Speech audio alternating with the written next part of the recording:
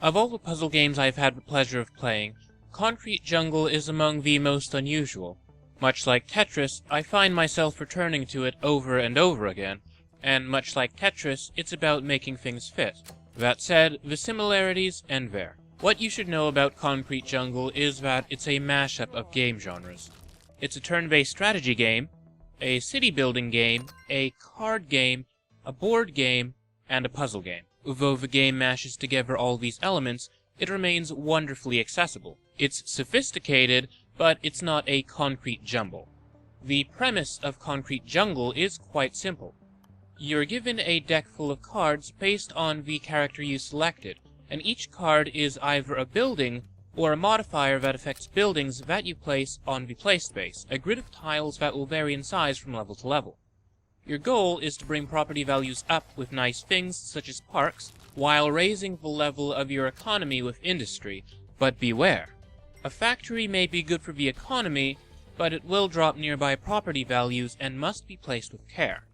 When your economy levels up, you're given access to either a purchase of cards or a skill of your choice. The skills that you have access to will vary with your character. Concrete Jungle has a main single-player campaign mode as well as a versus mode. In the single-player mode, you must raise property values on each row to a certain threshold in order to proceed. In the versus mode, however, the rows are cleared once they're filled. If a row is at the bottom of the screen and one player has reached the point threshold, points go to the player who has reached the threshold first. That said, if both players reach the threshold, the player with more points will take whatever's on the row. For example, if the threshold is 3 points and player 1 scores 4 on a row, while player 2 scores 3, player 1 will walk away with 7 points. However, if player 2 has -7 points while player 1 has 4, player 1 will lose 3 points. This is the essence of Concrete Jungle's gameplay. Overall, it works very well in practice. Generally, I'll hesitate to refer to gameplay as addictive on account of its connotation, as well as the fact that it's a really vague way of referring to what could be any number of factors that keep players coming back, but in the case of Concrete Jungle, I feel that it really applies. I found myself returning to levels and experimenting with new combinations of buildings and decks. It's not often that I'll find a puzzler that drives me to retry levels that I've already beaten. My main concern with Concrete Jungle is that it is quite slow-paced.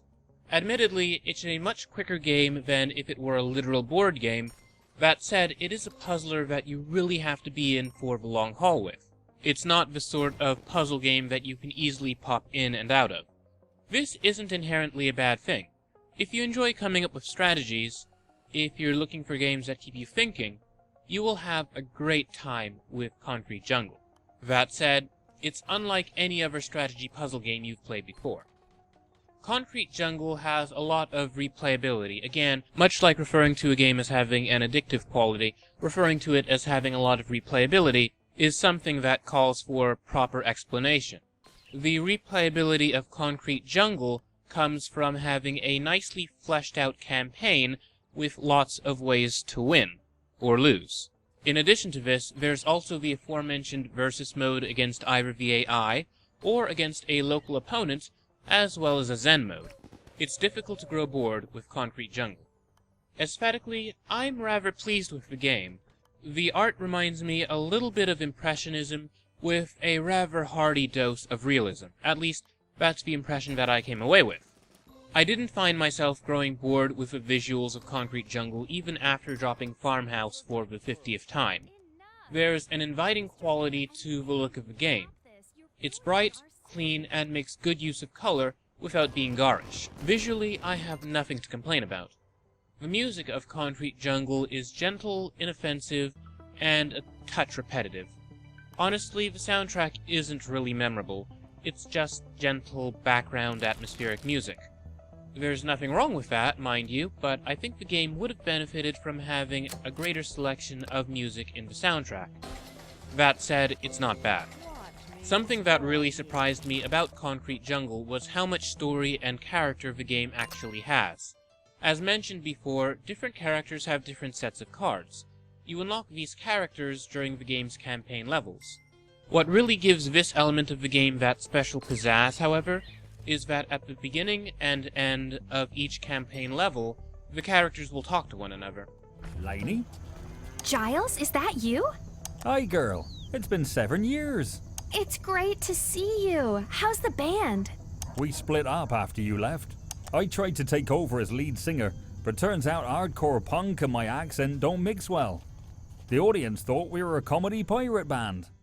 The dim-witted mayor, the insane former crossing guard, and the earnest, optimistic Lainey will have conversations regarding the level that they are about to either fight for supremacy on, or work together to improve. These conversations are fully voiced. Thanks to the wacky characters and good voice acting, these conversations will generally elicit a chuckle. If there were an award for competitive city-building puzzler of humor, Concrete Jungle would win hands down. Overall, Concrete Jungle is a solid game that looks great, sounds good, and breaks the mold of what would traditionally be a puzzle or strategy game. It's a bit unusual seeing this sort of turn-based strategy formula applied to a competitive puzzle game. The only other game that seems to fit into this category is Skyward Collapse, a god game about balance, and that game's really not competitive. If you're looking for a puzzle game that you can enjoy again and again, simply for the joy of looking for new solutions, you'll have a ball with Concrete Jungle. While I confess to not having tried the multiplayer facet of the game, if you're looking for a competitive puzzler with local multiplayer, Concrete Jungle is absolutely worth your time. One last note regarding the game: while Concrete Jungle wasn't formally rated by any body at the time of this review's production, it would likely be rated T for teen by the ESRB for language and alcohol reference. What do you think about Concrete Jungle? Does it sound like your sort of game, or are you reluctant to try such a wild blend of genres? Let us know what you think on Twitter at Blackman and Robin, and be sure to follow us for all the latest game news, reviews, previews, and interviews. Follow me at Jordan_Cameron for my own views. Welcome to Water Treatment World. Enough! Mr. Mayor, I'm begging you to stop this. You're ruining our city.